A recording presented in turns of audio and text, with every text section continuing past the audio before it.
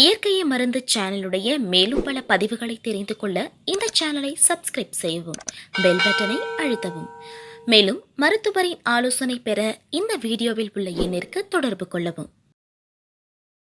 இயற்கை மத நேயர்களுக்கு வணக்கம். நான் உங்கள் அன்பு சோன் ஹரிதாஸ். நம்முடைய அருகில் பார்த்தீங்கன்னாக்க சித்த மருத்துவர் டாக்டர் சதீஷ்குமார் சார் இருக்கார். சார் வணக்கம் சார். வணக்கம் சார். சார், இந்த காலுக்கு கீழே பார்த்தீங்கன்னா நிறைய பேருக்கு பார்த்தீங்கன்னா விளங்காமல் போயிடுன்னு சொல்லுவாங்க. இடுப்புக்கு கீழே விளங்காமல் போயிடுச்சு, காலுக்கு கீழே விளங்காமல் போயிடுச்சு, இடுப்பு கீழே என் பிள்ளைக்கே விளங்கலை, இல்லை என் பையனுக்கு விளங்கலை, என் பொண்ணுக்கு விளங்கலை, என் மாமனாருக்கு மாமியாருக்கு இப்படின்லாம் சொல்கிறாங்க. இந்த காலுக்கு கீழே செயல்படாமல் போகிறதுக்கு காரணம் என்ன சார்? அதுக்கான ட்ரீட்மெண்ட் என்ன இருக்குது? நிறைய காரணங்கள் இருக்குங்க. மேக்ஸிமம் இந்த இடுப்பு கீழே விளங்காமல் போகுது அப்படின்னாக்கா இவங்க ஹைட்லேருந்து கீழே விழுறவங்க, வண்டியிலேருந்து அடிபட்டு கீழே விழுறவங்க, இல்லை வெயிட் அதிகமாக தூக்குறவங்க, இந்த மாதிரி இருக்கிறவங்களுக்கு தான் அதிகமாக கால் வந்து இடுப்பு கீழே வந்து செயல் இழக்கிறதுக்கான இது மெயினாக எதனால் நடக்குது அப்படின்னாக்கா முதுகு தண்டுவட நரம்பில் ஏற்படுற பிரச்சனை. அந்த நரம்பானது அழுத்தம் அதிகமாகி நரம்பு சிதைவு ஏற்படும் போது அதுக்கு கீழே சப்ளை பண்ணுற 2 கால்களுக்கும் வலுவிழந்து கால்கள் வந்து செயலற்று போகுது. இதில் எவ்வளோக்கு எவ்வளோ அந்த நரம்பானது பாதிக்குதோ அதுக்கு தகுந்த மாதிரியான அறிகுறிகள் வந்து அதில் வந்து தெரியுது. ஒரு சிலருக்கு வந்து ரொம்ப முழுசாகவே வந்து செயலிழந்து போயிடும், சிலருக்கு வந்து கொஞ்சம் அரைகுறையாக வந்து செயலிழந்து போயிடும், சிலருக்கு இப்போ விழுந்திருப்பாங்க, ஒரு 2 வருஷம் கழித்து வந்து அவங்களுக்கு வந்து கொஞ்சம் கொஞ்சமாக கால்கள் வந்து வலு இருந்துட்டு போயிருக்கும். அந்த மாதிரி நிறைய கேசஸ் நான் பார்த்துருக்கேன். வர்மத்தில் இதை வந்து நாள்பட்ட காயங்கள்ன்றது சொல்லுவாங்க. அதாவது வர்மத்தில் பாடும்போது இப்போ அடிபட்டுச்சுன்னா 3 வருஷம் கழித்து இந்த கால்கள் வந்து சைடிலேருந்து முடவாவான் அப்படின்றது போட்டிருக்கோம். அது உண்மையான்னு கேட்டால் அது உண்மை. இப்போ நான் அந்த மாதிரி நிறைய பேரை பார்த்துருக்கேன்.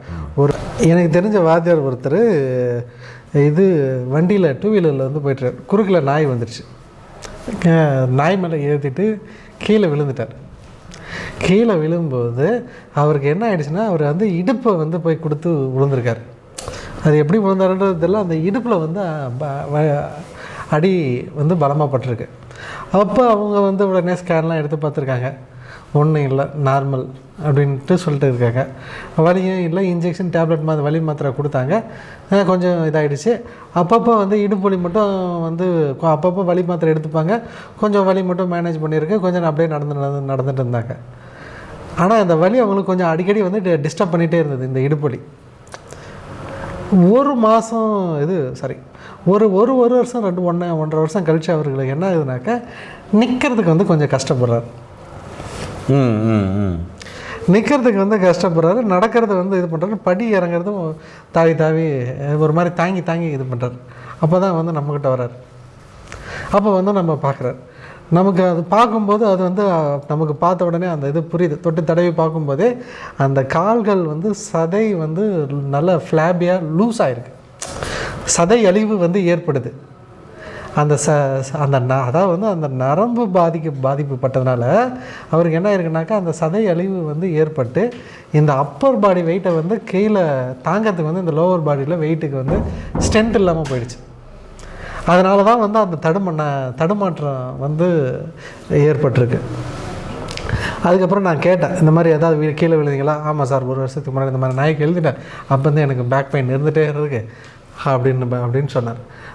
உடனே நான் பேக்கில் அந்த டிஸ்கை வந்து பகுதியை வந்து தடவி பார்க்கும்போது நல்லா அந்த பகுதி ஃபுல்லாகவே அவருக்கு நல்லா கண்டிஷன் மாதிரி நல்லா ஃபார்ம் ஆகி ரத்தக்கட்டு மாதிரி நல்லா இதாகிருக்கு.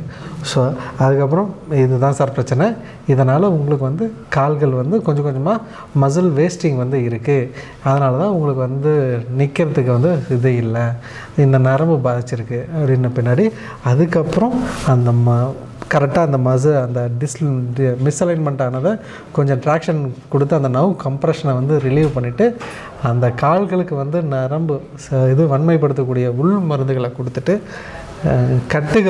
கட்டு போட்டு அந்த காலோட மசிலை வந்து நல்லா அசையாத கட்டி அதுக்கு தாரை, அந்த மசில்கள் வந்து சீக்கிரமாக அந்த வேஸ்டிங் இதாகிறதுக்கு அந்த தாரை மாதிரி நம்ம கொடுத்து அப்போ நம்ம கொடுக்கும்போது கொஞ்சம் கொஞ்சமாக அந்த கால்கள் வந்து அவருக்கு வந்து ஸ்ட்ரென்த் வந்து வர ஆரம்பிச்சது. அப்புறம் அவர் வந்து கொஞ்சம் கொஞ்சமாக ஓரளவு நடக்க ஆரம்பிச்சிட்டார். நல்ல இம்ப்ரூவ்மெண்ட் வந்து ஆக ஆரம்பிச்சது. ஆனால் இருந்து தொடர்ந்து வந்து ஒரு 3 மாதம் 4 மாதம் அவர் வந்து கண்டினியூஸாக ட்ரீட்மெண்ட்டில் இருந்தார். இப்போ வந்து ஓரளவு நார்மல் ஆயிடுச்சு. அப்போது வர்மத்தில் வந்து இந்த இடத்துல அடித்தா 3 வருஷம் கழிச்சு அவருக்கு பிரச்சனை வரும் அப்படின்றத மென்ஷன் பண்ணியிருக்காங்க. அதே மாதிரி கீழே விழுந்ததுனால அவருக்கு அந்த பகுதி வந்து பாதிக்கப்பட்டிருக்கு. ஸோ அந்த இந்த நரம்புகளுக்கு வந்து நரம்பு சார்ந்த பிரச்சனைகளுக்கு எப்போதும் உள் மருந்தாகவும் நம்ம பயன்படுத்தணும், வெளி பிரயோகமாகவும் பயன்படுத்தணும். அதுக்கு வந்து சித்த மருத்துவத்தில் 32 வகையான மருத்துவ முறைகள் இருக்குது. எக்ஸ்டர்னல் தெரப்பிக்கு மட்டும் பற்று, கிளி, வேது, ஒத்தடம், பொட்டணம், தொக்கணம், பிளிச்சல், கட்டி, இலக்கு முறைகள், அடங்கல்கள் அப்படின்றது வந்து 32 வகையான எக்ஸ்டர்னல் தெரப்பி இருக்குது. அதை நம்ம கொஞ்சம் ரெகுலராக வந்து ப்ராப்பராக அந்த பேஷண்ட் கண்டிஷனோட இதை பொறுத்து நல்லா கொடுக்கும்போது ஓரளவு பக்காவாக வந்து ரெடியாகும். நேரிலே முழுமையாக கேட்டிருப்பீங்கன்னு நினைக்கிறேன்.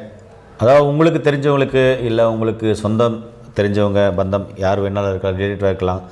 இந்த ரிலேட்டிவ்கள் யாருக்குன்னா இது மாதிரி பாதிப்புகள் இருந்தால், அதாவது இடுப்புக்கு கீழே விளங்காமல் போயிருந்தால், செயல்படாமல் போயிருந்தால் கண்டிப்பாக கீழே போகிற நம்பர் கால் பண்ணிவிட்டு வந்து பார்த்துக்கோங்க. இங்கே அது மட்டும் இல்லை, பேரலைஸ் சம்மந்தமான பிரச்சனை, பக்கவாதம் சம்மந்தமான அனைத்து பிரச்சனைக்கும், நரம்பு சார்ந்த அனைத்து வகையான பிரச்சனைக்கும், நரம்பு தளர்ச்சிக்கும் சிறப்பான சிகிச்சை கொடுக்குது. அது மட்டும் இல்லை, சொல்லப்போனால் 4448 வியாதிக்கும் சித்த மருத்துவம் நல்ல தீர்வுகள் இருக்குது, நல்ல சிறப்பான சிகிச்சைகள் இருக்குது. அதெல்லாமே இங்கே கொடுத்துட்டு வராங்க. தேவைப்படுறவங்க பயன்படுத்திக்கோங்க. மீண்டும் இன்னொரு அருமையான சந்திக்கலாம். நன்றி, வணக்கம். வணக்கம் சார்.